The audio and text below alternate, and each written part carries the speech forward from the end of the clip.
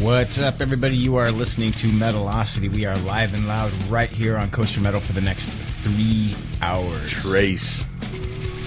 We have a surprise in-house guest. We have 3 kick-ass interviews that we're going to do, including one with our in-house guest. Well, that's kind of a rolling interview, though. Yep. He's going to be hanging out with us for the duration of the show, so you're going to hear him from time to time. You're going to get his opinion on some shit. Yeah, there's one. There you go. There's one right there. Kicking it off. Starting shit proper. So tell everybody what kind of show we got, man. Well, I can only describe it as like a burrito. First bite would be fucking amazing. The middle is just fucking fantastic, and the end is like a unicorn. You don't disturb it. You just let it be. Oh, I thought you were going to say that at first it's like mostly tortilla. Then in the middle it starts to tear down the side. And then when you get to the end, it's making a mess all over the place. The fuck kind of burritos are you eating lately? Clearly fucked up ones, huh? Yeah, no shit, dude. Damn. My glasses feel So, weird. we're going to introduce our guest? Ah, fuck it, why not? All right, then. From miniband fame and extraordinary drummer. It's a good way to put it. There you go. Drummer extraordinaire. Wow. Now We you're have, lying. Michael Jacobs from Six Pack of Doom, What's going on, everybody? which is by far the best fucking name for a band ever. Doom. You can actually add of Doom onto anything, and it sounds badass. The funny thing is everybody just laughs when they hear that, but it's something that they'll never forget, that's for sure. It's true. You know what'd be sick is when you guys have your own beer and shit. Be like, Oh, let me it's in get the- it's a in the works. six-pack of Doom. Oh, did you hear him? He said it's in the works. Nice. It's in the works. That's fucking awesome. All kinds of secrets will be expelled today. Oh, shit. I'll get a six-pack of Doom, dude. Any day. Dude, I would proudly buy a 6-pack of Doom and ask if they're getting any kegs of Doom in. That's the tour. That is the tour.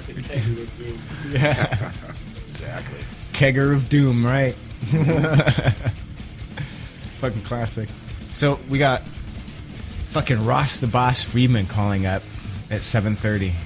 Ross the Boss. Yep, from Manowar. You may Death Dealer. Death Dealer. Plus, he does a lot of solo stuff. Yeah, he's got the Ross the Boss band. Yep, kick ass, man. Or it's just called Ross the Boss, I think. Right, he's gonna be calling up actually in like 20 minutes. Nice. So you're gonna want to stay tuned for that because that's gonna rule. We're pretty excited about it. And It's been a while, actually. It has in the works. been a while. And then also, wait, let me adjust that volume because I'm neglectful. Also, at 8 o'clock, a gentleman from one of our favorite news sites, Yes. Tyranny of Tradition, right, one of our favorite sites, is going to be on the show. The dude behind the scenes of that. We're just going to call him the dude. Well, I wasn't sure if I should actually throw his name out We call him there. Mr. Tyranny of Tradition? Are we formal with him? Well, I know him on Facebook. We're on a first-name basis, but I don't know Oh, if you he guys are wants friends because you're on Facebook right, together. right. Facebook, you know how it is. Facebook friends. Face bag. Wait, what did we coined a phrase for it last week, didn't we? Hopefully it was fucked up. It was like Insta... Oh, you know what? And fuck. okay, to continue, at 8:30 we have fucking Stu Marshall calling in from man. Yeah, the fucking guitar player extraordinaire calling in all the way from Australia. Incidentally, it's going to be 1:30 p.m. his time when he's yeah, calling in. we're like lunchtime drive. Yep. Maybe he could tell us how the weather is tomorrow. That's right. I was actually thinking we should ask him about what can we expect for tomorrow. Dude, are the Yankees going to win tomorrow? Yeah. Where should I put my money in stocks? That shit's already played out over there. You know how it's going to be. You can ask him the real important questions, too. Like, does your fucking toilet flow the other way? Oh, yeah. I'm sure he would be entertained by those line of questions, but... He's like, I'm too busy battling everything that's trying to kill me on this fucking island, which is pretty much everything, as far as I know. I think he's too busy fucking playing metal in every band. Yeah, dude, that guy is 6 degrees. He's not 6 degrees of separation, man. This guy is like 2. It's like him and this dude and him and this dude. Right. And that's how everybody's connected by those two. They're like the Adam and Eve. Right. We had, what was it, Jeff Martin? Jeff Martin from Racers X, Blasted to Static. Blasted to Static. And Which is also, coincidentally Stu Marshall's in that band. Right. And he's also in Death Dealer. With Ross the Boss. Ross the Boss. You see? From See, Manowar. it comes full circle. It does. He's from Manowar. There's no separation at all. And the dude's on the other side of the planet. Stu Marshall is, yeah. Yeah. I'm just saying. Well, that's no wonder why. Because he flies from there to here. Right. And he's a time traveler. It keeps him his youthful appearance. Somewhere there's a portrait of him growing old out in the world. It's been photoshopped because that dude is not growing.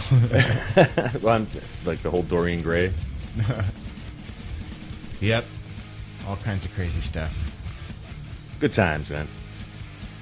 In case you want to call, ask our in-house guest anything, that number is 805-409-8585. Did you just say if you want to call? The phone line's pretty much going to be tied up until probably around 9. So if you want to call around the last hour of the show, if you have some commentary. We might be able. I think we can handle a couple of phone calls at the same time. No. I don't think The so. technology probably exists. Do we know how to handle it? That's another question. Could you, well, the thing is, we could do that. You're right, we do have the technology. But at the same time, we don't want somebody asking some off-the-wall crazy question, to one of our guests. And we have no idea what it is. Because it's not like we're censoring our calls or anything. That's why it's live radio. It makes it Somebody's fun going and to call and exciting. be like, do your toilets really flush in the other direction? Oh, crap, dude. Ma, get off the phone! You see what I'm saying? He doesn't want to be bothered by fucking toilet questions. Why is he calling here? No, I'm just kidding, dude. I What? had to, man. We just Metalocity with Steven Steele and that other dude who I won't name drop right now because he'll just get us in trouble anyway. Oh, we thought we had a listener. No, we don't. Just kidding. Thanks everybody for tuning in. It's going to be an awesome show. You're going to want to stay tuned. So we got a pretty wild fucking schedule. We're going to be doing a lot of gum flapping tonight. Not as much as our anniversary show last time, but No, not as much as our anniversary show, but there's definitely going to be some gum flapping. yep.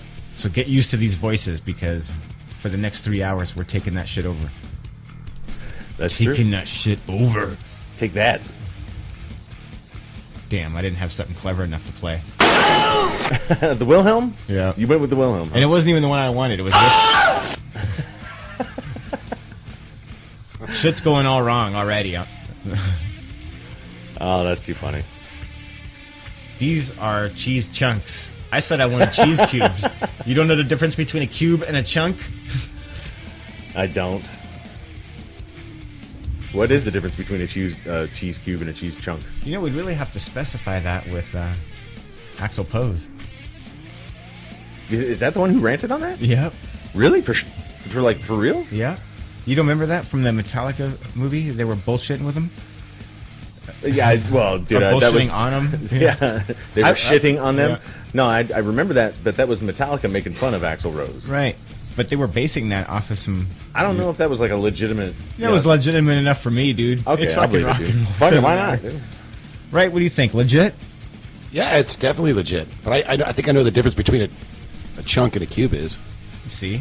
Do tell. It's so simple. Size? This guy gets it. I'm Size. just kidding. size. I guess chunk would be larger than a cube. Well, a cube indicates like a box. a die. Like looking thing. Yeah, A like a dice. dice.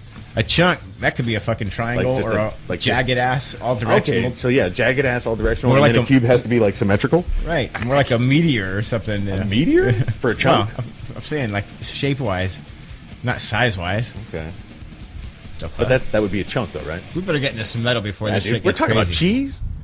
Yeah, welcome to metal. Let's get into some metal.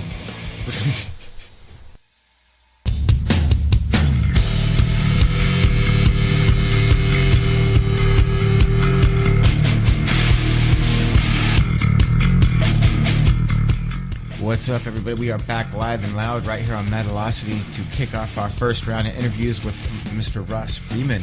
Dude, we need a fucking boxer's bell. Bing, bing, bing. Yeah, no kidding. But at least we got to check out some cool music. Indeed. He tears it up, man, so that's cool. Yeah. Dude, he's a guitar player for Manowar, for Christ's sake. Oh, I know. That's cool. He hangs out with Stu Marshall and jams with him. It's funny, I went through this whole thing. I was totally into those guys. You know, Manowar nowadays, they're, I don't know. It's definitely evolved, you know. Yeah? Well, their sound and their music has, yeah. Yeah. Look wise, though, I mean, they went from like loincloths to like tight leather pants. You know, probably Uh-oh. they feel a little awkward. We have a call coming in. All right. Hello, you are on air with Metalocity. Hello, this is Ross the Boss calling in. How's it going, man? Hey, how you doing, man? Guys, I can barely hear you. You can barely hear us? How about now? It's really low. Hold on, Mr. Chu, let me see if it's my phone. Hold on. Yep. How awesome.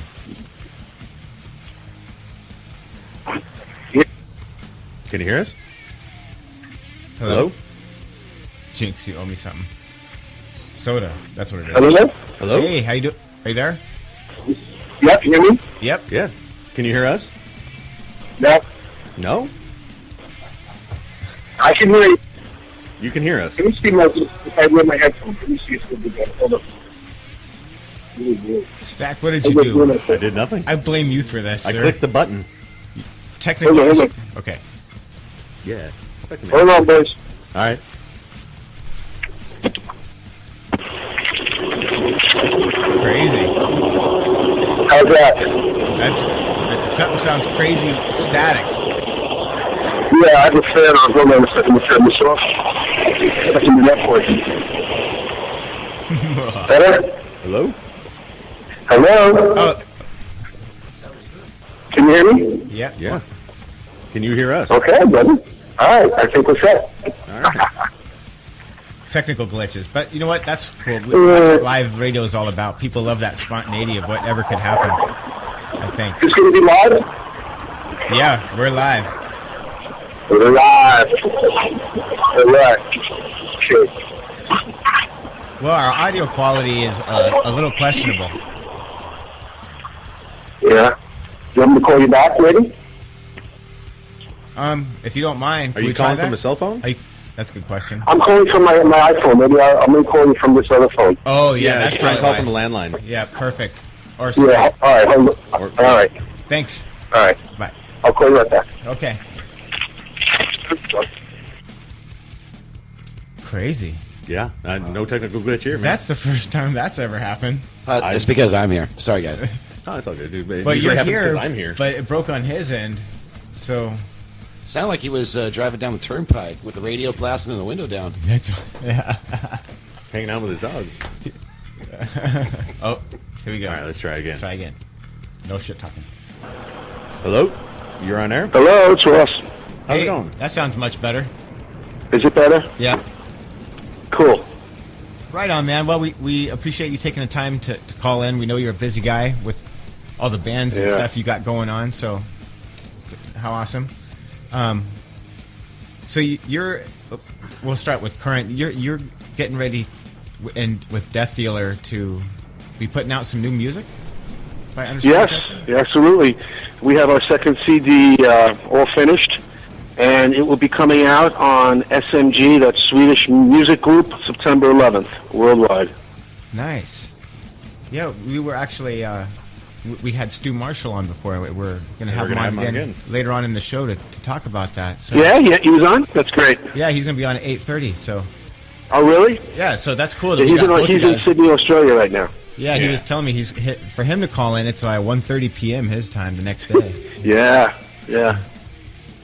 So that's cool. So we dig the first CD. We were listening to some Death Dealer, and we have some more Death Dealer coming up, and we got to check out War Master? Off of War Master? Right. And Yeah, it's pretty vicious. and Yeah. we also heard Blood of Knives off of your Rasta Boss. Ah, thank you. Yep. Good. You like stuff. that? That was awesome. Yes, thank you. So, and of course, you're probably you're known for being in Manowar. You know, how through the. I'm known for that. Yes, I know that. Through the formative years. Right. Yes, well, the invention years, the inventing it years. Which is cool. You know what? I was always a huge fan of the band from way back. So for me, it's really cool to be able to have you on the show and be able to talk about that. Well, that's an honor to talk to you guys. Well, thank you for having me. So I'm sure that you have toured around and you have seen some crazy stuff. So how did you originally get involved with Manowar? How we can Well, start there? that's a very interesting question. Origin of Manowar. Number one, I was in a French band called Shaken Street. I originally started with the Dictators, which I am currently playing in now. Also, so Dictators took a hiatus, And my manager at the time, Sandy Perlman, was the Blue Oyster Cult manager. Managed Blue Oyster Cult. Oh, right. And he found Shakin' Street in Paris, and he decided to manage Shakin' Street because they were on Columbia, Blue Oyster Cult's on CBS, so it was easy. So what happened was the Shakin' Street lost their guitar player from heroin, and they needed a guitar player. And Sandy's like, Ross is like, Dictators are on hiatus. So Russ is available. So, Sandy goes, I got the guy for you. No problem. They told him about me, and I was like on a plane in 2 hours to Paris. So literally, I was literally on a plane. That's and awesome. I played 10 seconds, and then they hired me. That's 10 awesome. seconds. Got to be a new record. So I'm in Shakin' Street. All right, we put touring. Went to San Francisco, cut the second record at the Automat. And then San Fran earlier, great studio. I don't know if it's there anymore. But made the record, started touring all over. And then Sandy started managing Black Sabbath with Ronnie Dio. Huh. Okay, so it wouldn't be easy to put Shakin' Street in front of Black Sabbath. That's what they did. So we're opening for Black Sabbath in England. Sick. Okay? And I think we're in Newcastle or something, and Ronnie Dio comes up to me, and I'm going, yum, humana. Ronnie comes up to me and goes, Ross, I love the Dictators, I love the New York rock scene, Blondie, Ramones, Television, all those bands. Right. I know all about you. You're a great player. I love watching you. But we have this guy. His name is Joey, and he plays bass, and he's on our crew. He's working with our pyrotech guy and our equipment guy, Doc. He says, okay, that's great, man. I said, maybe you should have talked to him. And you know what? I said, Ronnie's the sweetest, loveliest, greatest man I've ever met. So sweet. So I said, okay, okay, Ronnie. So right after that, I just went saw Joey out, and we started talking about music and stuff like that, and we had similar musical tastes. Right on. That's awesome. And then we started to jam. When Black Sabbath was on stage, we would jam in their dressing rooms, and it was really cool. So on their warm-up gear. So, it was like when Sabbath stopped, we would be blasting in the dressing room, and then like Ronnie's looking up, Ronnie and Geese and Tony looking upstage. What the fuck is that? Damn. It was really funny, and it was them. They knew it was us. So we proceeded to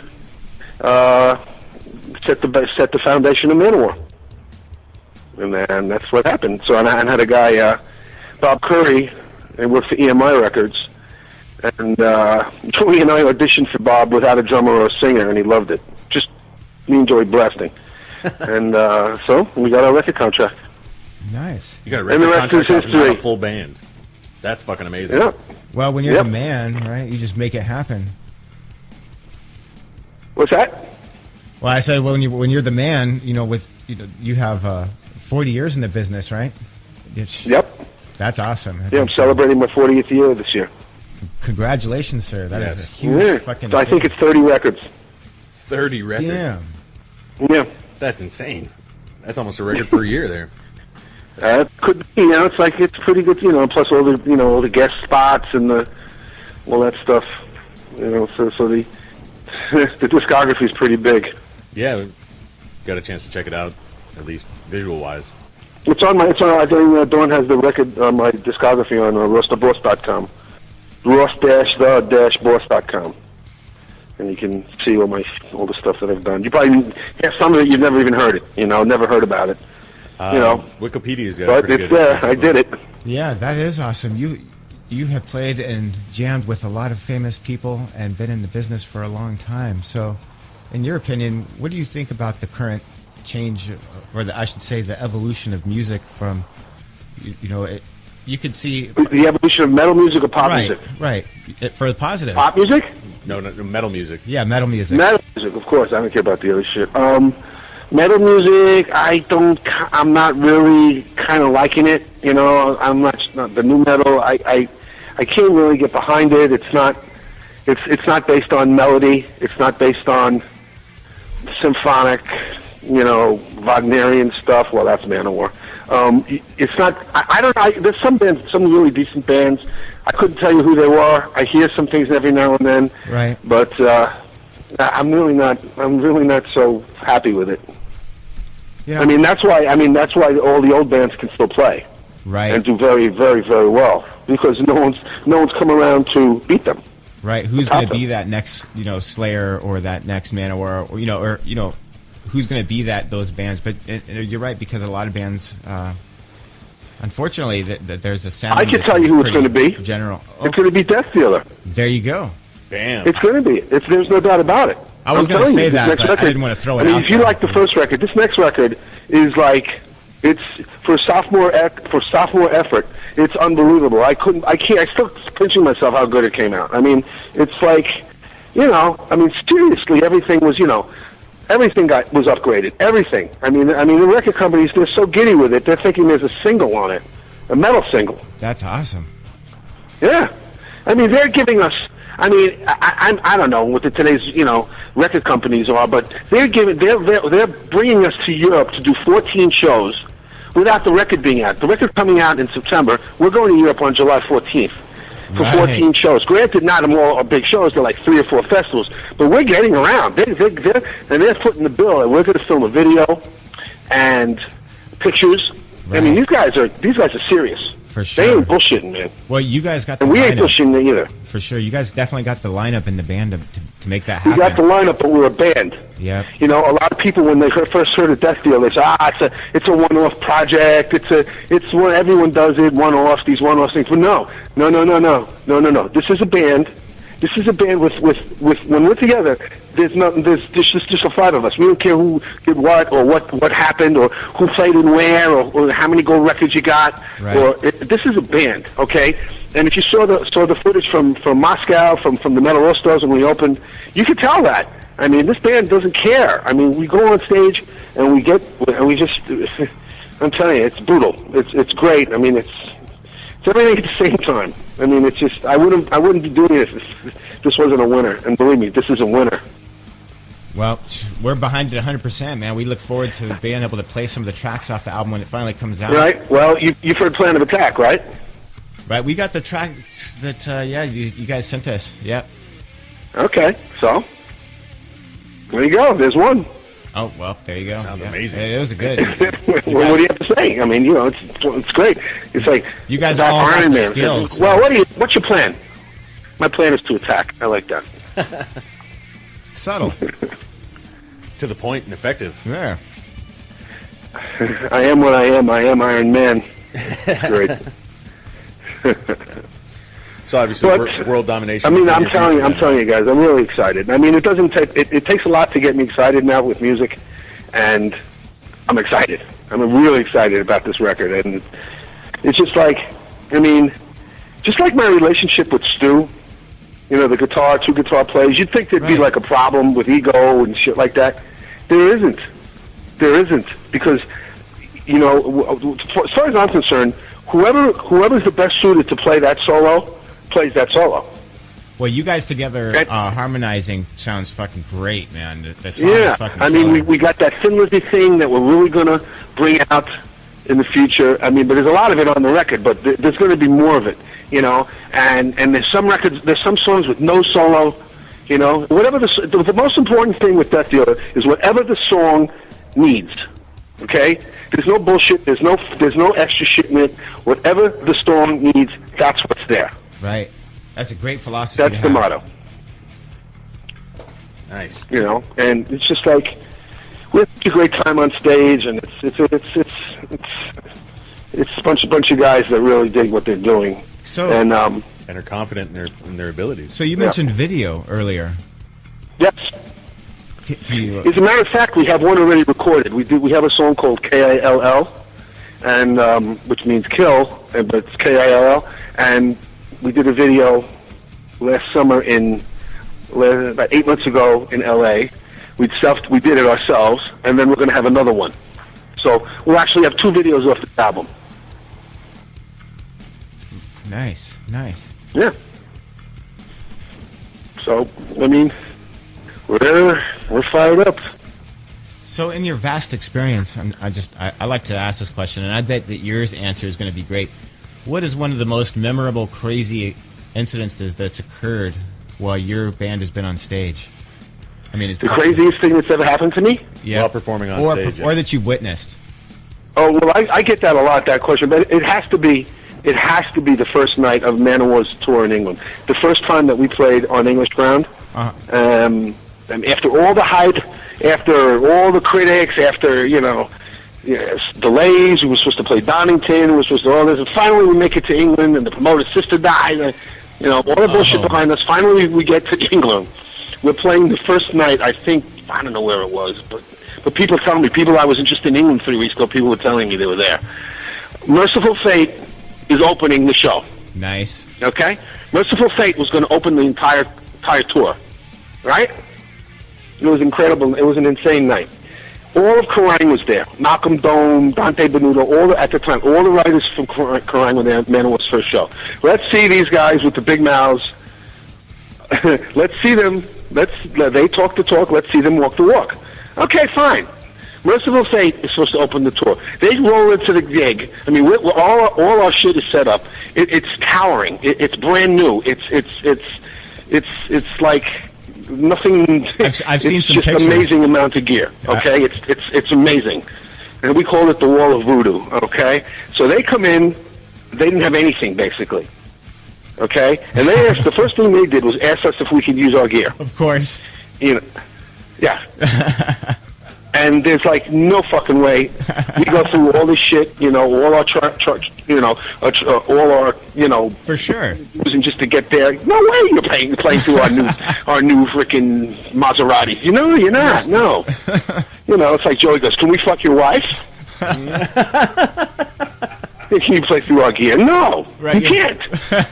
All right, so that it's getting off to the great start already. So so. They're set up. They go on, and King Diamond is there, and I really like King Diamond. I mean, he's cool. I mean, but for sure, it just didn't go right for them. And that first night, and it was like, all right, so they get off, and that people like yada yada. We come on. It was like, I don't know. It was just like an ass pound. It was just a crushing. Manowar's first show. We were so filled with vengeance, and it was just unbelievable. I mean, we played our show, and then in battle hymns, nice. We played. We have real swords, right? So we have actual real swords. Sound the charge on the board. Everyone has a sword. At the end of the show, we throw them into the wood stage, and when we're holding the feedback. Right. And Eric has the sword. Sound the charge for Glory Ride. I'm like a little too close to Eric Adams on stage, right? And he comes back with the sword, and he pinpricks me in the top of my hairline. Oh shit. Okay, very, very slightly, but enough to let the blood start flowing. And my pump, heart is pumping. It's like full of adrenaline, and the blood starts splashing down on me and my guitar. It was. People are probably going nuts. Fans are looking at me like, "What the fuck happened? What is going on? Is this part of the show?" Only one time. I mean, head wounds, they bleed, and this was I just, you can't make this stuff up at night. So that's what happened. So Merciful Fate fucks off the rest of the tour. They didn't even call. They fucked off the rest of the tour. They want no part of us. They didn't call the promoter. They didn't say anything. Everyone in Kerrang saw it, and they go, "Oh, you didn't give us the sound. You didn't give us lights." And they go, "Bullshit. We were there."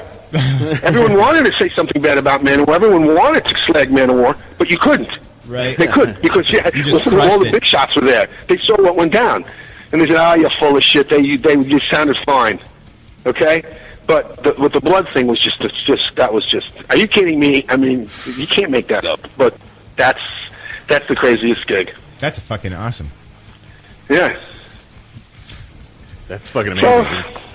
So, you can't make it up. No, dude, especially with it. But Eric, the face that Eric gave me when he looked back at me, and the blood is just streaming down my face, like confused. And it was like, what? Yeah. He couldn't believe he did it. He was like, what the fuck? Yeah. It was theater. It was theater. Well, you guys definitely, those, takes me back. Those were some great CDs. We used to rock out to that all the time. Well, it's the basis of power metal, that's for sure. Those first six. So definitely. So, yeah. back when you were released from Manowar, you said that there was a quote in the press saying that you said Manowar felt it was better suited without me, but yet you guys kind of reunited a little bit in 2005 at the. Well, we just had that one show. It was just So really you not a guys reunite. didn't leave on any If we kind of really bad wanted terms. to reunite, I would have played the whole set. But you guys didn't leave on bad terms from there. So obviously, you're. Well, you're it's not bad terms, except that it's just there's been some things said back and forth, and it's the normal bullshit. But Shit happens. Yeah. For sure. I'm not going to get into that. I'm not going to get into the negative part of, no, of my relationship with Joey. But for the rest of the guys, I mean, I have no problem with them. Right. You know what? And things happen, and everybody, does different things. But right now, you guys are about ready to celebrate the release of your upcoming CD. With Death. That's right. And you've had huge I'm success going to with celebrate that. the release, and you're headed to Europe. yeah, my friend's place. And it's I don't dawdle on the past and all the things that could have happened. But the good things that were there, it's obviously there. The music is there. That's not changing. For sure. That's not going away. I'm proud of it, and it's. I'm a firm believer. It affected. It moved a lot of people. Affected a lot of people's lives. People tell me all the time. But people tell me, oh, the dictators go crazy. All those records. Oh man. Oh my, it's part of my life. Part of my, So listen, it's an honor. And that's cool. It was for me. It was part of my youth too. I grew up listening to Old Manowar, and so. And I'm a firm believer that everything happens the way it's supposed to. If everything didn't, then you wouldn't be where you are right now. Had there been any, That's pretty good. That's a pretty astute statement, my friend. right? Yep, things happen for a reason. Exactly. Things happen for a reason. Exactly. And Yeah. so now you're about to head to Europe, and you got the CD coming out. So I mean, That's right. I mean, all good things great. about to happen. I mean, you work.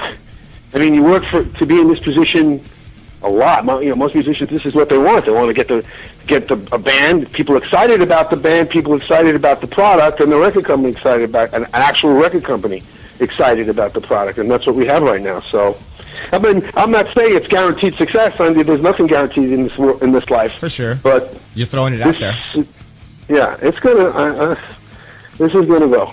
I have a really good feeling about it. So Yeah. that's the story.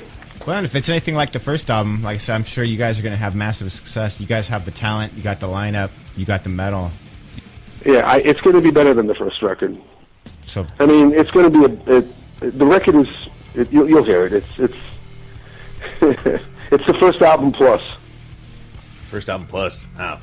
Yeah. I don't doubt that in any way, shape, or form. Uh-huh. I mean, I think it's going to be the absolute crowning of Sean Peck as the greatest metal singer on the planet right now. And I don't say that because he's the singer. I'm just saying it from what I'm hearing. And I know Rob Halford is a brilliant singer. I know he is, and I love him. And but people are going to really, really take notice of his vocal abilities now. So it's not just the high. I mean, his high things are amazing. I mean, you got to admit that the high stuff is amazing. But now you can really tell the width and the magnificence of his voice in this stuff, because there's all sorts of stuff that really let him show off and shine. Well, we got about a little less than 2 minutes left. Hey, in this time, can we get you to do a Metalocity station? Well, hold on. Let me make a call out to our great rhythm section. Steve Bolognese on drums. He's a freaking genius. Yeah. And you're going to hear that on the record too. And the great Mike Davis, who's the greatest bandmate that one can have. I mean, his attitude, his stage performing just makes me get on my game. It gets me fired up watching him. And so that's the band. That's the Death Dealer. And so more people. So now what you want me to do? If people want to check out more about what you guys got going on or tour dates, what's the best way for them to find out what you guys Okay, you can go to our Facebook page, Death Dealer. DeathDealer.co is our website. And my Facebook page, Russ Friedman, on Facebook. And you'll see they don't let you take stage names anymore, but Russ the Boss fans. They got all sorts of stuff on there. So it's all out there. Yeah, that's awesome. Actually, I checked out your Facebook page and liked it. So There's a lot of there's, interesting stuff on there, don't you think? Yeah, a lot of cool stuff. Yeah. So in this time, So, can we get you to I mean, do I let a, people post on my page. I don't care. I don't care. I don't care about that. So in this closing moments, do you think we can get you to do a Metalocity station ID bump? Yeah. Just Metalocity? Yeah, just, your name Listening. and All right. band. I know how to do it. Ah, awesome. Let me do it. All right. Ready? Yep. Okay. Yo, everybody, this is Ross the Boss of Death Dealer, and you're listening to Metalocity, the greatest metal on the web. Nice. That Hell was yeah. sick. We're going to play that all the time, man. We Metal appreciate as it. fuck. And you should. Right on, man. Thanks for coming on and For sure, man. We really appreciate you taking the time to hang out with us. completely been an honor. Listen, anytime you want me to come back on, I'll do it. Because I like to talk. Nice. We'd love I to mean, have you I on. like to talk, to nice people. I'm not a. I don't talk on stage like some people do. I'm not a talker on stage. I talk with my guitar, but I like to do an interview every now and then. It's nice. And you know what? We'd love to have you come back on. Maybe we can go into some more detail about, some of the specific highlights through your career history. So if Sure. that'd be something you'd be interested in, we'd love to set something Yeah, up. it's like Marvel comics or Superman comics. Origin of Ross the Boss. Yep. That's how we're going to promo it. Okay. All right, no man. problem. Thanks a lot, and we'll be in contact. Okay, guys. Hey, I'll remember September 11th. September 11th, Hallowed Ground. Right now it's September 11th. Hallowed Ground. The record company. Stu goes, Iron Maiden is releasing in September. Iron Maiden is releasing. I said, what does that do to us? I said, well, let SMG decide. Okay, it's out of our hands now. There you go. But around there, it's coming out. Excellent. Right on, man. We'll be keeping our eyes out for that. Okay. All right, man. In Well, the you have a meantime, good you have evening. Plan of Attack, so play the shit out of Plan of Attack. You Will do. got it. You got it. All right. All right, man. Have a good evening. All right? You got it. Later. Take care, guys. Thank you. Ross, the fucking boss. Yeah, I think he needs to add that to his name. Yep. The fucking boss. Well, let's get into some Death Dealer right now because we have another interview coming up in like just a few minutes. So let's do it. Hi, this is Nick Menza, and you're listening to Metalocity with Stack and Steel.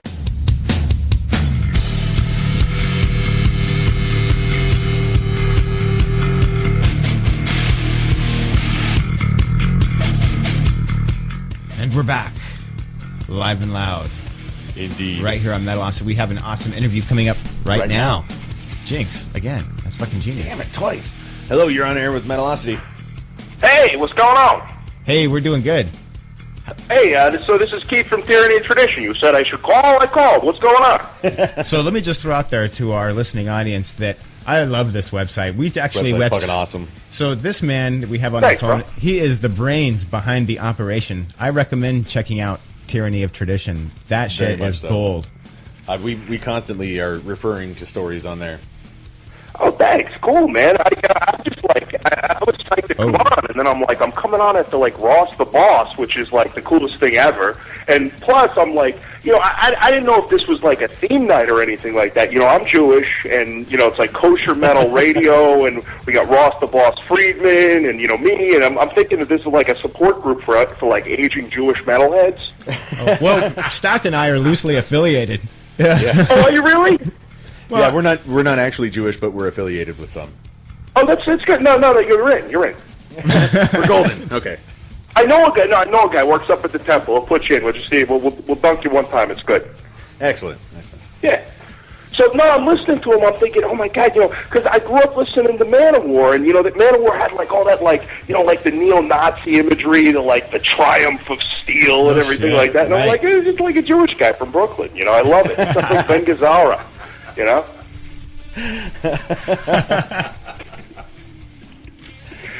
Oh, dude. Anyway, that was cool though, man. I'm psyched to be on, but I'm going on after Ross the Boss is the greatest thing ever, And then you had Menza on. Did you guys? I caught a little bit of the Menza interview. Did you guys ask him about the spaceships? No, but actually, when we were at his house, because he invited us over to do that interview, this is some off. This didn't happen during the live show. No, yeah, the spaceship incident happened after we went over to his house for the live show. Right, that Oh happened. my god! But while we were there, I watched that, and I wasn't sure if it was like a prank or what, and like it was just the greatest thing I ever saw. Nick Menza talking about like spaceships from his back porch. I'm like, man, you gotta love the internet in moments like that, because you're just like, where else could I see Nick Menza looking at aliens from his back porch? And that was legit. Yeah, no, that's what I heard. I thought my thought was like, oh, it's like a Hangar 18 thing, and I don't know, but anyway, so. Who knows? Nick Menza's seen aliens, though. I don't know. You believe in aliens? Well, I don't know. I can tell you I definitely don't know. To think that we're the... I never met any. To think that we're the supreme beings of all space? Fuck it, why not? Hey, dude, I'm American. I could fucking buy into that. We'll free the shit out of them, too. No problem. Yeah. That's what I'm saying. You know what I'm saying? We're going to run out of places to invade at some point. Mars is going to start looking real good, They're going to be like, oh, look out there. They got oil. Yeah. Hopefully they don't have oil for their sake, huh? Yeah, that's what I'm saying. It's never good you got oil. I don't know. Well, I have it. My car wouldn't work well without it. But I'm just saying in general, as a country, it's bad to have oil. It's not bad that I personally have oil. Because someone's looking at you. Right. Well, exactly. Yeah, that's what I'm saying. So who knows? I don't know. It's a weird thing. But yeah, no. But I would have wanted, man. You got to get Menza back on it. Just ask him, like, for real. Like, did you get abducted? Did they put the probe in you or anything like that? Were you violated by intellectual beings? Well, that would have been my first question. Like, what did the probe feel like? Was it good? Did it feel kind of nice? I think we may have just found our roving interviewer. Oh, put me on Menza. I love it. I have a blast. That would be awesome.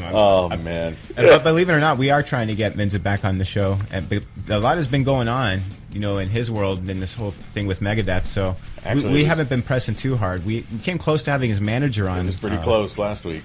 But at the last minute, he was unable to make it, due to some conflicting schedules. So what's the deal? Like, this Megadeth, they just had, it's like a new band every time, right? Like, it's like Dave and he just brought 3 new guys. Like, the last time I really kind of stopped paying attention, it was on the albums, but they had, like, Vinnie Colaiuta, who had just played on a Sting album, and all of a sudden he's on, like, a Megadeth album. And I'm like, does he just go and, like, throw a rock at 3 guys? First guy he gets in the studio, he's like, come on, let's do an album, or what, Well, I guess it's Dave and those guys. Well, it's Dave and Dave in the band still.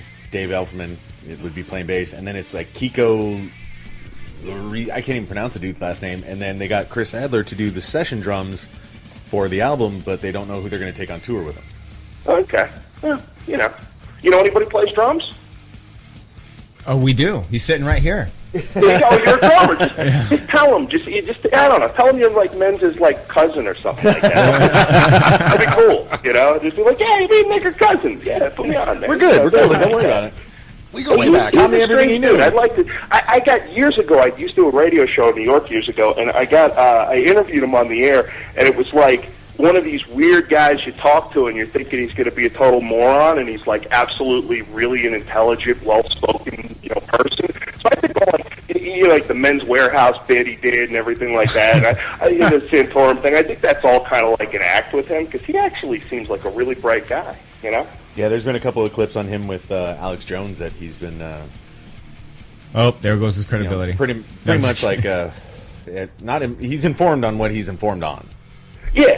I mean, it was interesting because like sometimes you talk to guys, and I mean, I don't want to say things because you guys have talked to metal people all the time, but sometimes you talk to guys and they're like potted plants. Oh, for sure. Like, it happens. And then sometimes you get a guy on and you're talking to him, and it's like, whoa, this guy's pretty bright. You can really talk to him about stuff. It's almost like watching Dee Snider bitch slap the fucking the hearing that he was at. Hey, don't talk bad about Tipper. Okay, that's my rule. Okay, Tipper and I had a thing back then. The line, Stack. I'm just saying that Dee Snider went in there and whooped down on some Congress. All right, so you know the story on that? So Tipper and I had a thing going. I used to work at the PMRC, right?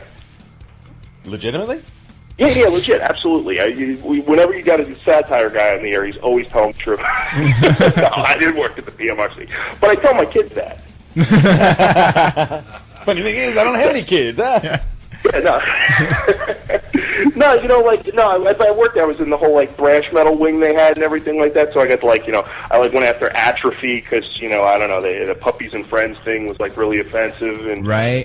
So me and Tipper had a thing. It wasn't long. It was like about 3 months, but it was love. Well, hey, magic happens. Yeah, well, I mean... Before we get ahead of it, I wanted to ask you some about what inspired you to create Tyranny of Tradition initially. Well, it didn't really start out as a metal thing. It was, it's sort of like one of those lonely, depressed, middle-aged guys who likes to, write things on his computer. And I one day was pegging away. I was doing I had been doing I had done about 3 months worth of basketball coaching stuff and offbeat philosophy. And I was there was a Ghost album. It was the first Ghost album came out. I was like, well, let me do a review of it. But I don't really want to do a normal review, so I had Sarah Palin review the thing, and I reviewed the thing how Sarah Palin would give a positive review to Ghost, and it got picked up by a whole bunch of places, and I was like, oh, okay. So I started doing that, and all of a sudden it's sort of like a metal thing. But it's weird. You read the first 3 months of it. The first actually site that ever republished one of my articles was the American Catholic, which I thought that was really weird. Left field. But it was some weird article about John F. Kennedy or something, and I was like, oh God, okay, I guess Then all of a sudden I'm doing metal satire, so Yeah. I mean, there's not much story to it. I mean, I can make some up if you want. Me and Nick Menzel were out on the porch. We were firing one up. Fucking aliens and shit coming down, and And the alien said, "Thou shalt." Exactly. He came to me, beat white in the mouth, and he said, "You shall write this thing where you make fun of Danzig. That right. You will do that for us." Or the exorcism of... Which coincidentally you did today, huh? Yeah. Yeah, absolutely. Absolutely. See, there's a plan for everything, and everything for a plan, as they say. Indeed. I don't know who says that, but somebody said it. It seems legit. Yeah. Who knows? They could be the aliens. They could be the aliens, exactly. One of my day job is I teach, and so I'll have students come up to me sometimes. So you'll do some lesson on something, and aliens always come up in things, and they'll come up to you what if Jesus was an alien? And you're like, I don't know. What if Jesus was an alien? And then the conversation, they'll just look at you quizzically and leave the room. Sorry, government mandate doesn't allow me to answer that question. I don't want to get sued. Well, what do you really say? Yeah, okay, Jesus is an alien. Doesn't really change much, For sure. All right. Cool. Who knows? So, how'd I get on that? I'm sorry. Sometimes I lose topics. Go ahead. Something about ADD, ADHD there? No, it's a degenerative condition. I'll be drooling in a few weeks.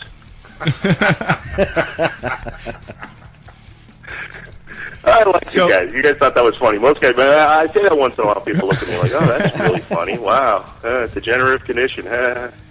But so I got you must be creative, because so a lot of your stories are just golden. And they entertain a lot of people. I can see how this man. Well, not how, but I mean, I can see why he goes so many different spots. How do in you his story. keep that going? Yeah, I don't know. I'm sort of born this way. It's you get a motor in you, and things you just get wound up, and you start talking about stuff. I don't know. I've always been really good at making up lies. You know what I love about the internet though? It's you can have these antisocial characteristics, these pathologies, and the internet will turn them into things that help you out. I made up lies about people for years, and then all of a sudden I started typing them, and people were like, "Wow, yeah, that's pretty cool." Has anybody ever called you on it? Wow, there's a place for slander. This is great. All your needs in one location. Yeah, exactly. No, it's sort of a lot of stuff. It's really weird because for me actually, as I look back to the Tyranny articles, I'll reread stuff, and for me, it's almost like a journal, of where my thoughts were at. If I read a lot of weird, nonsense. I'll be reading about Haile Selassie. I'm really interested in Ethiopian history for some bizarre reason.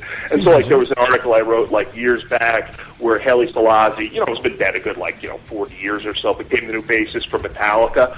And then I look back and I'm like, oh yeah, I was reading a lot about Haile Selassie, and I think about my own life story about what was happening at that point. But then I don't know what happened next because I did the same article, but a 2,000-pound walrus became the bass player for Metallica, which was I don't.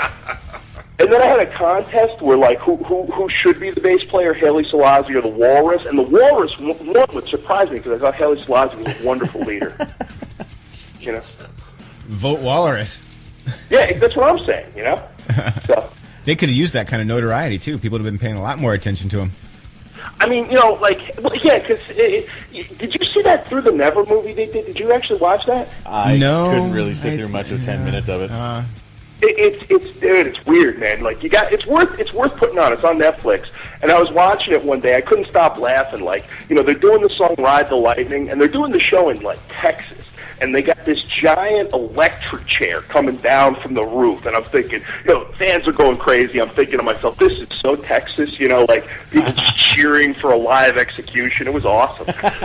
You know, Go Team Humans. Yeah, exactly. Hey, who knows? I mean, that could have been part of an elaborate stage show where James Hetfield walks up to it and gets shocked for real. That would have been awesome. Well, I always thought it was the one he did, the joke he did. Uh-oh. Hello? You there? Our connection got weird. He was like in the fireworks shot off and like his hand would fly. I forget what happened, but I think he lost a limb or something. You know what I'm talking about? I think they went on tour with like Guns N' Roses and Faith No More, and like Yep. I think it was like his right hand got burned off his body, or That's he right. lost like feeling. You know what I'm talking I about, think right? it was his left hand. Yeah, It was, mid-90s. Left hand, yeah, Up something in like that. Canada. Canada. Wait, did you say it was Canadian? Yeah, that happened in Canada. So you're blaming the Canadians for this? So this is like an international incident type thing? Don't we blame him for everything else? Generally, but I mean, Nick, this is taking it a little far. I mean, As the stories go, you know, he's That's like, how Stack is. He likes to rip on people. as the story goes, James Hetfield was like, he's Yeah. like standing there. I think it was his left arm that got blown to What was one of bits them? in a We can fucking agree it's flash one of pot. them? Yeah, it was one of them. Blown to Yes. bits. Okay. Stack the Ripper is an awesome name, by the way. I've been doing that in my head since I saw the interview because, like, did you guys? Okay, this is the wrong show to ask this question. But did you ever get into that like whole like Master P New Orleans hip hop thing that was going on like about 10 years ago? No. So Okay, what? yeah, I didn't think so. Well, I live in Atlanta, and like, you know, so you get that. I mean, there's a lot of that. That scene was huge, and all you heard was like mystical. Tell me you've heard mystical before. Mystical. I've heard the term. No, not the term. The guy, he's like, he's got this like weird voice where it's like, rah, rah. And he had one song where I swear he was saying in the chorus, like, Stack the Ripper. It sounded like that. And so I thought you were like a big mystical fan before I met you. So that was my guess. No. Actually, unnamed source here is credited as coining the phrase "Stack the Ripper." How did you come up with Stack the Ripper? I walked into his the unnamed garage, and he just was like, "Stack the Ripper." And I was like, "What the fuck?" So he's like born. that. Yeah. That's a cool nickname. So since then, it was 06 that I got that nickname. I know, mine's not nearly as colorful. I need to add a third word onto my name so it sounds cooler. Stephen Steele, maybe like Stephen Ray Steele. Ray? Sounds like a gay porn star. Yeah, it kind of does. As that came out of my mouth, I was like, yeah, either that or like mass murderer. You know? Right. Well, every mass murderer, or at least, crazy psycho fan has 3 names. I'm feeling left out. I'm not even a crazy murderer, though. I guess that's why. Got to catch up here, buddy. Yeah, you gotta start killing, man. The only thing I kill is my hopes and dreams. Well, it's a good start right there. Yeah, we're kind of scrolling through some of the top stories on your website here, the tyranny of tradition, and look at that. I didn't know Varg was suspended 4 games by the NFL for using deflated murder weapons. Personally, I thought that was harsh. I mean, I thought 2 games was enough. I mean, like, to me, if you're going to stab somebody and you use a deflated football, like, I don't know. 2 games seems reasonable. I mean, like the NFL's all crazy with stuff, and so like all of a sudden, you know what it is? Honestly, I think they were trying to make Varg the poster child for the NFL. Make him an example, huh? Make an example. Yeah, of him. make an example of him. Tell him, you know what I mean? Like if you're going to be like a crazy Norwegian sociopathic, psychopathic killer, and you stab a bunch of people, the NFL's going to fine you and suspend you for 4 games. Take a stand. That's Indeed. right. I mean, they're running broke. It's what I'm saying. So I don't know. I mean, personally, it's a theory, but again, my website is totally 100% journalism core. So there's no editorial in there. That's pure journalism core. Like the stuff I say, that's me talking. But once it's on the website, that's real. That shit's for real, son. Legit. That's real, man. It's real. Yeah, no, you get a few of them that, like, over the years, it's funny. You do the site, and like people will ask you, like, is it true that Lemmy really had 3 livers removed before his concert and still played the show? Oh, yeah, absolutely. I got a source. Did scientists really successfully create a rainbow in the dark? You know? Yeah, when people ask you, they like very seriously, like, just you and me talking. Do you have credible sources? Did Danzig really escape from the Atlanta Zoo, or was that like something you made? I made that up. That's probably true. Really, no, I believe that one. I believe he's a direct descendant of either the Yeti or Bigfoot, but the smaller version. So it's like mini Yeti. Stubby foot. It should be in a zoo. Yeti foot. I like that. It's a cross-pollination. Yeti foot. Yeti foot. That could be a good. That could be that Steven. That could be the name you throw. Steven Yeti foot Steele. There you go. I'll roll So with it's it. written. So it's done. That's it. Yeah. Absolutely. I'm going to call you Yeti foot from now on. Yeti foot. That could be good. Wasn't it? They got that one guy Bumblefoot. You could be like the other. There's like Bumblefoot and Yeti foot. You know, you guys could do like a show. Hey, no Bumblefoot shit. from Guns N' Roses. Except yeah, well, you probably could be Guns N' Roses. I hear they take bidders now. Like, they get like. Shit. Oh, man. No, there was some contest. I'm not hurting that bad. I think it was if I had like, I think it was like 15 proofs of purchases from like 12 packs of Diet Pepsi, and they let me play drums on the next album. It was cool. No, Diet Pepsi. I thought At he was least a a Diet guest Coke track. guy. Shit, right? Yeah. And that guy Belushi, the singer, he's awesome, man. I loved him in the Blues Brothers, and then to see him, transform his career into being like a heavy metal star, like. Well, hey, I mean, there was a story that we read that was like $5,000, $2,000 to write a song with Dave Mustaine for 2 hours. 5,000 for 2 hours. That. Yeah, I did see that with the new album. They were like auctioning off like Dave Mustaine shoelaces for $10.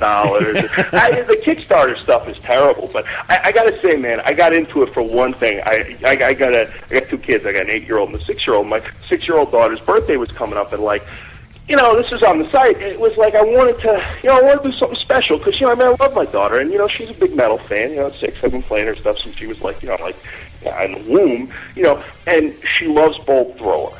And so what I wanted to do, I did a Kickstarter campaign to get like $250,000 to get Bolt Thrower to play her birthday party, when she turned 6. Right. And I mean, it would have been great. Like, it was. I mean, I wasn't actually really going to pay the band or anything, but I figured, like, for all the hard work I was doing, $250,000 sounded reasonable. That is a very reasonable price. Yeah, and I love my daughter, and that's important. It's important that you provide your children with good experiences, like seeing Bolt Thrower when they're young. I agree completely. It's covering It's a their rite life of passage. experiences. I mean, am I wrong here? I mean, I feel like that's completely reasonable. It truly is. I'm gonna go with it. So anyway, I got up to about, I think it was like $1 or $2, and then I shut the thing down because a lot of negative feedback. No, there's no feedback. It was just like, yeah, okay, that would be negative feedback. Birthday party, Right, good luck. That would be some negative feedback. Well, yeah, that's probably negative. You put your eye out. But I mean, and another thing, Joe Bench was in the band. It's like a good female role model for my daughter. You'd be like Joe Bench. I don't know. I love Joe Bench. I thought Joe Bench was like awesome growing up. Like every dude I knew who was in the metal in high school was always like, oh yeah, man, one day I want to meet a girl like Joe Bench. Yeah. Did you ever have that experience or no? No, I can't say that I have actually. No? All right, I think unnamed source did. Listen, in battle there is no law. Tell me that doesn't just bring lust in your heart out. Yeah. I don't even know if she's on that album, but. Dude, this has been entertaining as shit right here, man. Well, I do birthday parties still. That's awesome. I bet that's entertaining as hell. Well, you put me on after Ross the Buzz, I feel like I gotta be good, Like, if you put me on after some schlump, I'd be like, yeah, the site's real good, I like it a lot. But, I got a lot to live up to here. I got, one of my idols on before me, and then I'm like, all right, showtime, so here we go, Hey, man, well, we're glad to have you on. I mean, the interview's been funny as hell, and we'd be glad to have you on any other time. And, in fact, Cool, just tell me when, man. I'd love to come on. I had a blast doing this. Right, I will keep in touch with you, and I'll send you some information. Maybe we could set something up in the future. We could cover some stories. Yeah, that'd be great. Oh wait, you're not gonna let me do one of those like promo things for you guys? Oh no, I was absolutely going to ask for Oh, I was like, I'm thinking to myself, okay, this was like the internal dialogue. I'm like, are they going to let Ross the boss do that, and then they're going to bring me on and be like, yeah, okay, well, we're not going to do the promo thing. With No, you. hell no. You get no promo. Every I'm chance just that I kidding. get, I've been hurt. No. every chance that I get, I ask everybody for a promo. Okay, cool, because I like that. The I'm comedy, like, wow. huh? And I would understand if you played Ross the Boss is a hell of a lot more than mine, so, you know, like, it's not going to hurt my feelings if I don't hear it, but... Incidentally, we're looking at your Manowar story about the Undisputed Kings of Comedy. Oh, yeah. I was going to send you that, and then I was like, maybe I should. Don't worry, I brought it up, so you can tell. Because I'm like, hey, I got a picture of Ross the Boss in leather chaps, and I make fun of him for like 800 words. Let me Nice. All right. Yeah, man, if you can make us a bump, that'd be awesome. We'll go ahead and just your name and... Yeah, so like I can say like anything I want? Yeah. Anything you want, man. And it's Like uncensored. anything I want. I can do this in Uncensored. like Russian if I want to. Yeah, I guess. I mean, I don't know Russian. I don't speak in the like Cyrillic alphabet or nothing. But I mean, let me give it a shot. Okay, All right. you are. Oh, wait. You need to pause. Ready? Ready. Okay. Here we go. I got to get in my zone. Okay. You are listening to Steven Steele and Stack the Ripper on the greatest metal radio show in the history of heavy metal radio, Metalocity. That was I mean, metal as fuck. I pretty much can go home. I'm just going to drop the mic right now. I thought you already did. That was it. Good night, Atlanta. Thank you, I rule. Thank you very much for having me on. I had a blast. Oh, no, Hey, man, thank you. we'd be glad to have you on anytime, and thanks for coming on, and we hope to hear from you soon. Yeah, definitely, bro. Take And, care. and keep up the great work, man. We love the site. Thanks. Thank you very much. All right, have a good one. Later. That was fucking hilarious, dude. Wasn't it? That was awesome. That guy's funny as hell. That was killer, dude. I like how he gives examples in this Manowar story. It's pretty funny. So we have only a couple minutes left before Stu Marshall himself comes on. So let's get into some Death Dealer right now. Hi, this is Burton C. Bell of Fear Factory, and you are listening to Metalocity. What's up, everybody? You are listening to Metalocity, and on the phone with us, From tomorrow. right, Death Dealer's own Stu Marshall. How you doing, sir?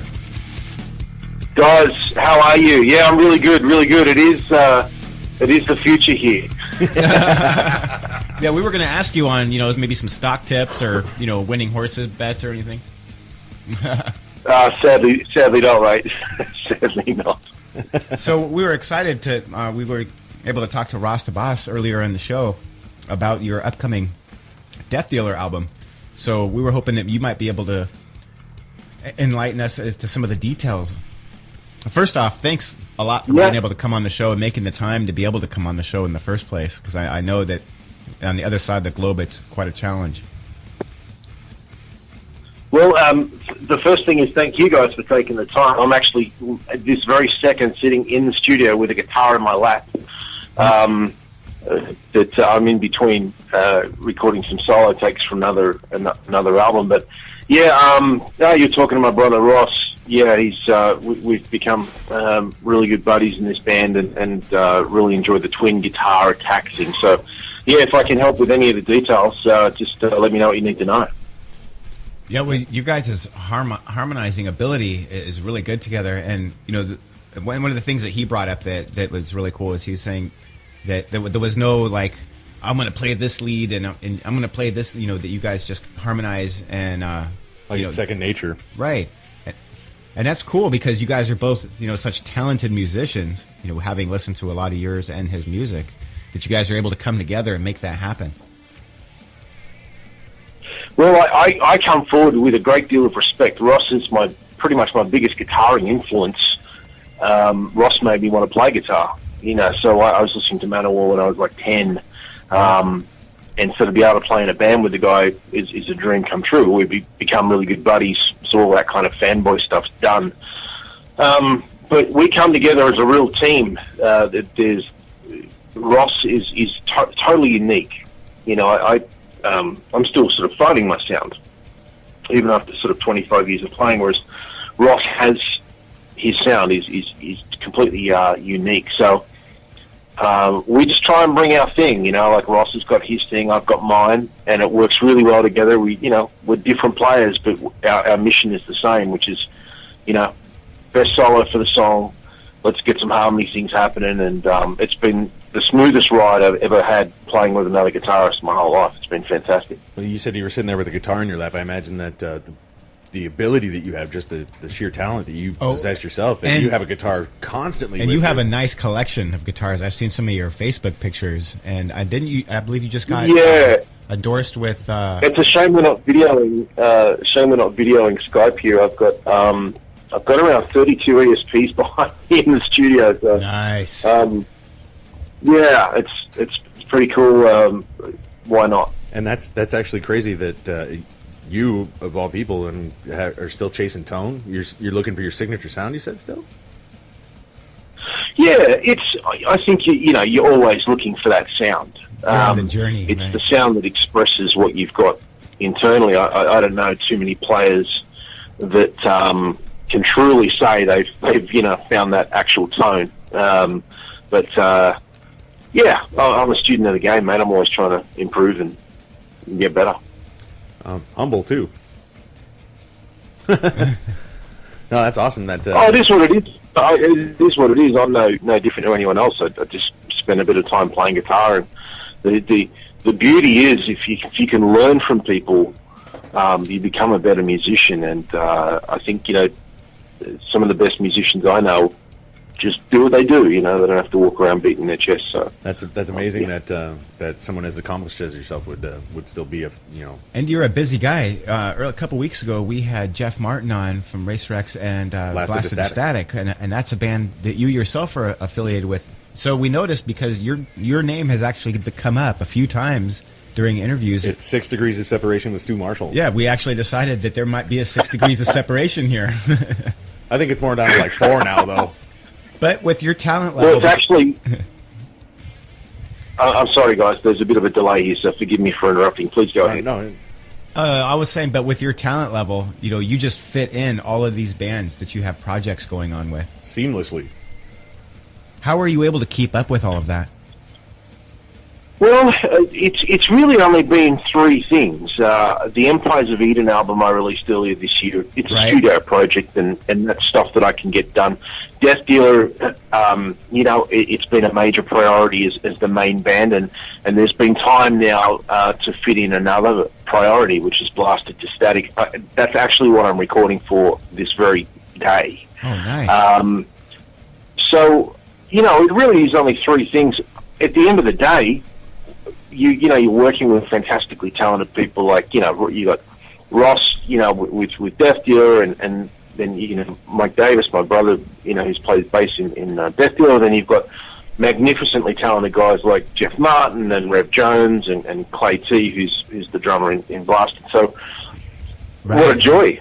For me, I turn up and, I get vocal tracks from Jeff Martin one day and guitar tracks from Ross the Boss the next. So this is a dream. No kidding, man. You know what I'm saying? You're just kind of grabbing onto shit that's fallen into your lap. That's amazing shit that people out here would gladly give limbs for. If I recall, you just had a deal with Elixir Strings, didn't you? Yeah, we announced that yesterday.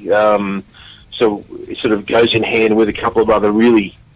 I want to mention one thing, too, which is great about these companies. ESP and Black Star, they're brands. Right.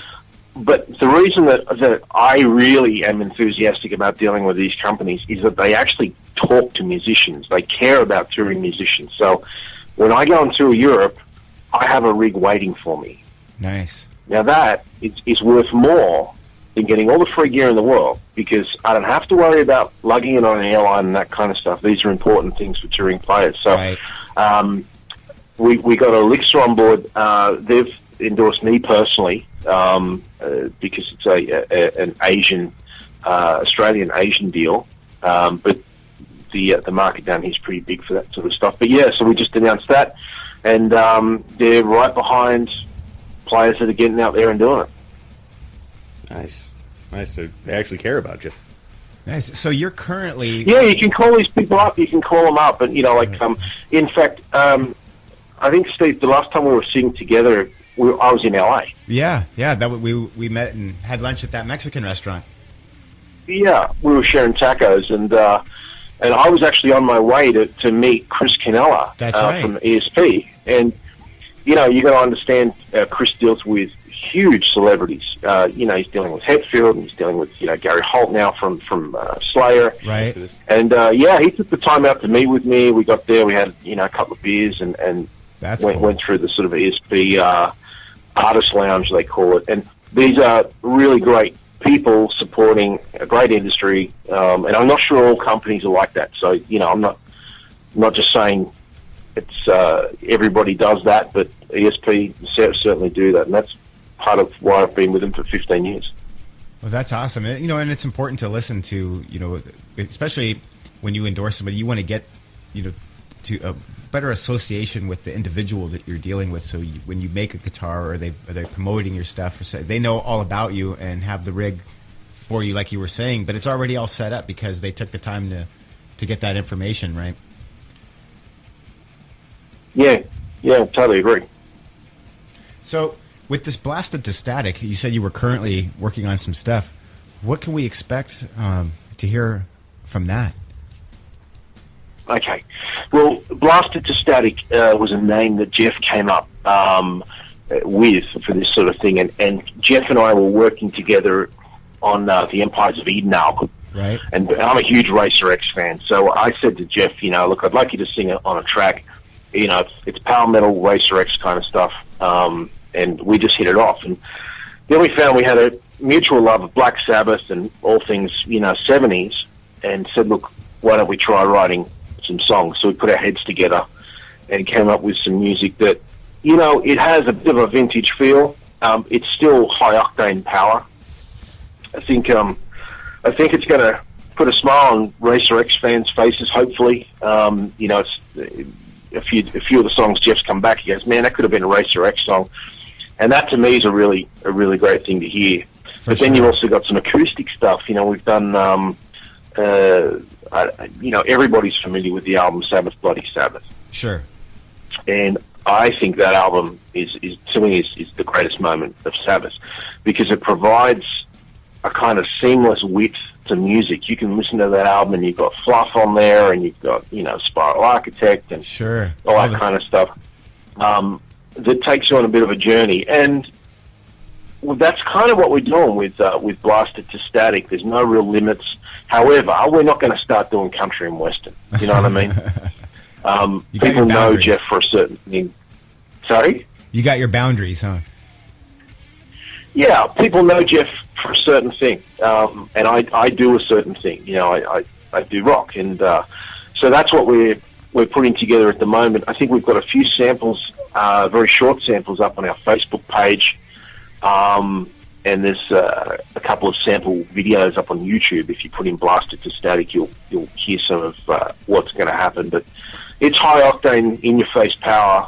And we've got guest guitarists on the album. We've got Satchel from Steel Panther plays a guest solo on the album, and nice. We're working on some other people. So it's super exciting. And we've got a bass player, a guy called Rev Jones, who, man, well, he's Michael Schenker's bass player.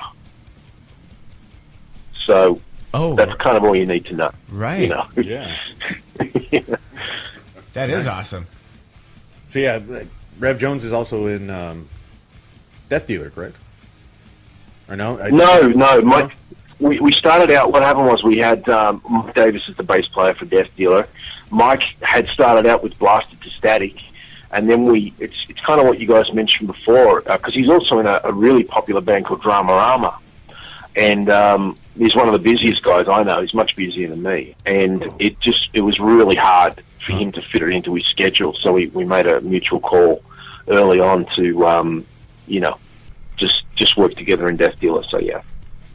I think it was when we were talking to Jeff Martin a week or two ago that it was like, we started piecing all this together. We were like, damn, dude, this guy's in a band with this band, and he's in a band with Stu Marshall, and damn. Yeah. So I don't see how anybody is busier than you are.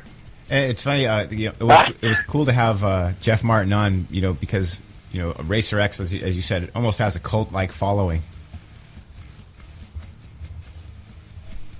Well, yeah, those albums, it was Cacophony and Racer X, wasn't it? If you're a shredhead in the 80s, like me. Right.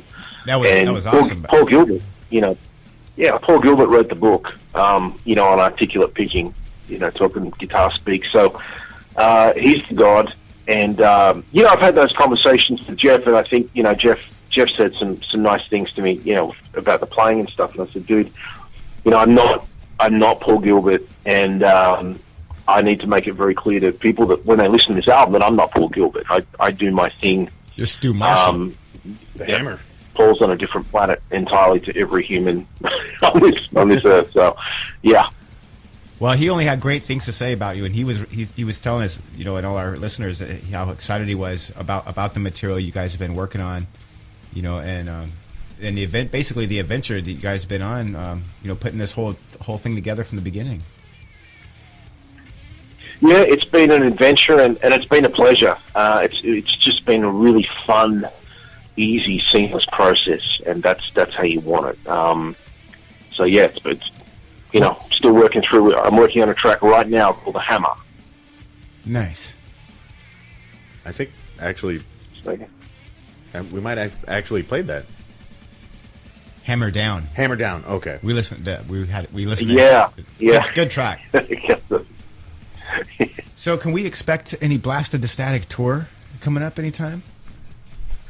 Well, my intention is to get over for NAMM for next year. Nice. And I was talking to Jeff about doing some West Coast shows, and we're probably going to cut a couple of video clips for the new album. So I say that'll happen. The intention is to tour this thing. This is no project. This is a band, right?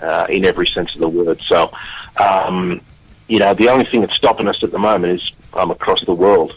There's that. In a different country, but that hasn't stopped Death Dealer at all, and it's certainly not going to stop this thing. So, I'd say 2016 you'll see some gigs for sure. That's great. So your guys are hoping to come out here for NAMM next year. That'll be awesome. We would love to be able to have you guys come on the show. If we could set something like that up. I know you guys will probably be busy, but maybe we could set something up. Mate, if we can make the time, we'll make the time. Yeah, nice and easy. Excellent. Very cool. So in the closing moments here, is it possible to get you to do a Metalocity bump for us? Yeah, I can do whatever you like. What do you need? Oh, just your name and the band you want to throw out there, and you're listening to Metalocity, with Stu Marshall, something like that, in your own words. Sure. Did you want me to do it now or record it and send it through? Oh, you know what? If you want to record it and send it to me, that's fine too, actually. Yeah. Okay, that would be awesome. I'll just, keep an eye out on my email. From tomorrow. Right. You know what? Actually, we still have a little bit of time. So since we have you on the phone, we're kind of interested in about when will the new Death Dealer become available? And why do we keep hearing that sound? Well, Stack, what are you doing? Yeah, let's talk Death Dealer. The new album's coming out in September. We signed a fantastic deal with a new heavy metal label in Sweden. And we are on tour in Europe in about 3 weeks. Prior to the release of the album. We've got a album. run of shit. I beg your pardon? And you're going on tour prior to the release of the album, huh? That's right.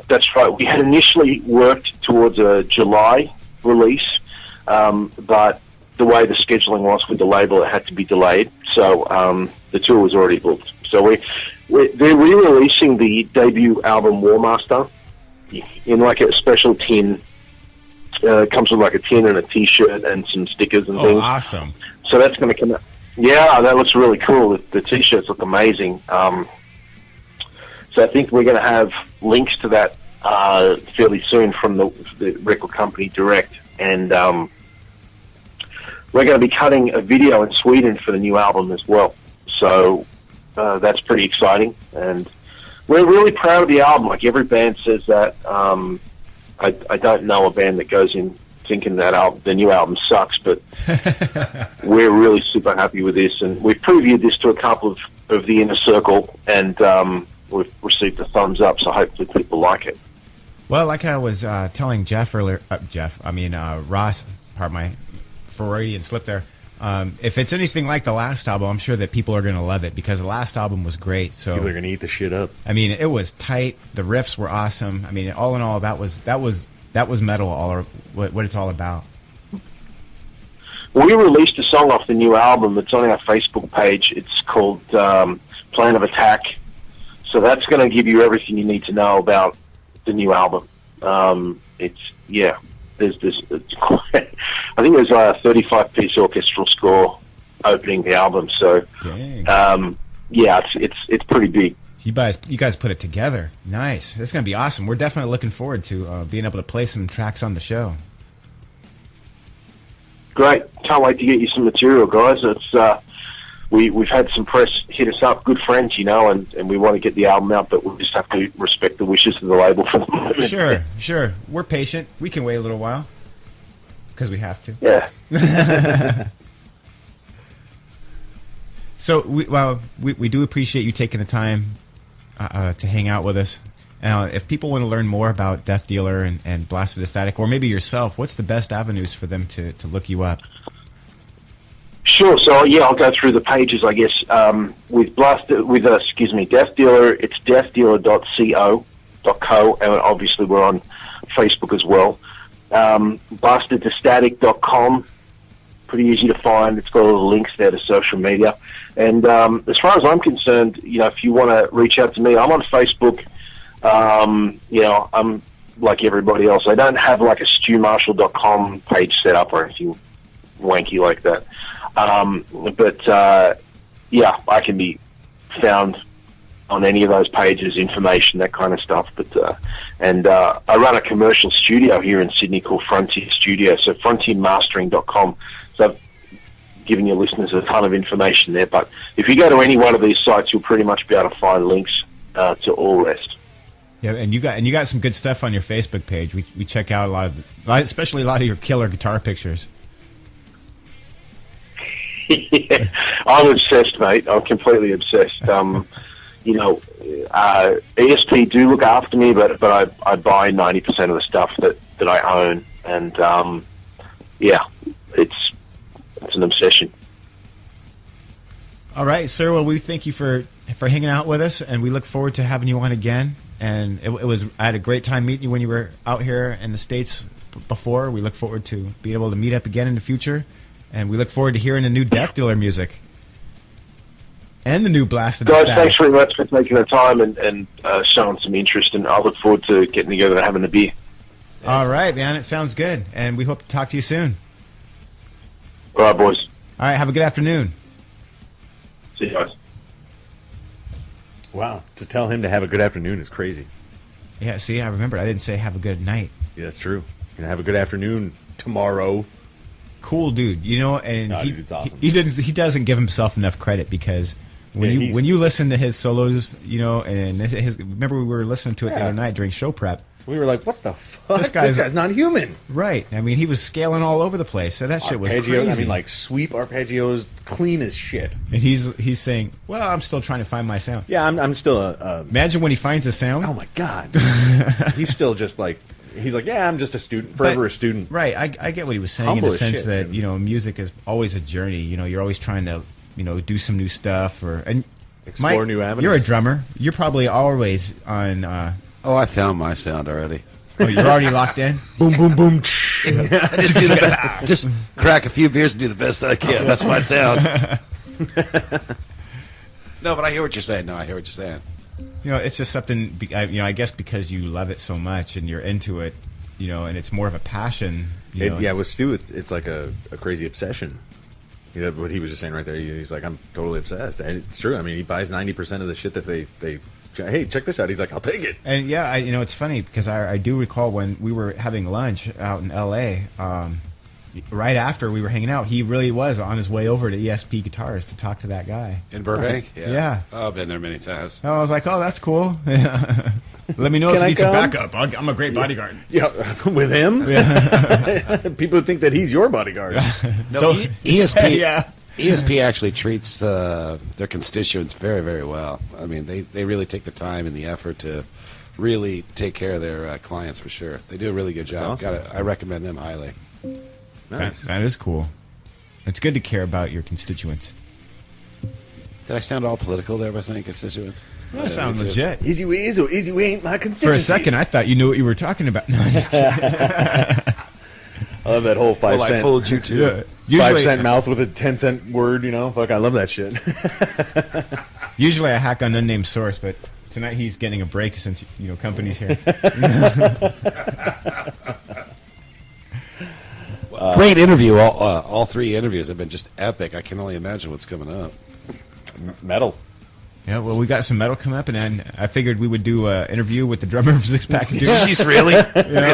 Saved the best for last, did you? I A. doubt it. Since you came all the way out here to hang out with us for the No, duration I of the love show. you guys. Come on now. Actually, in the new studio, we couldn't think of anybody more fitting Oh, to have as the I'm first. stoked You're to the be- first in-house guest that we've had. That's right, you are. I have that. I take that honor. Yeah. Yes, sir. Oh my god! And we thank you actually guys. considered who was going to be our first. We actually took the time to sit here and think about it. We were like, who would be the best fitted person to come in-house? And it landed on you. And because we have such a good, relationship with Six Pack of Doom, Rapport. we're totally behind the music. What you guys got going on, and you guys are working hard, and you're doing shows and stuff, and getting out there. And We'll back you guys 1,000% on any given day, twice on Sundays. That's how we roll. Oh, shit. Twice on Sundays. Twice. Look at that. that's cool. I'm usually sleeping all day Sunday, so you're probably off the hook on that. You know what I do on Sundays?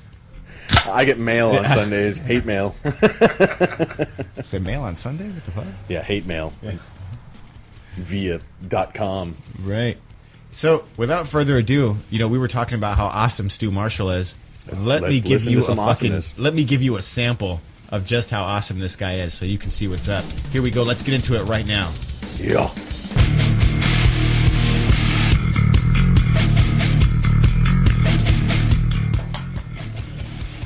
For some reason, I finally find that hard to believe. You're sheltered?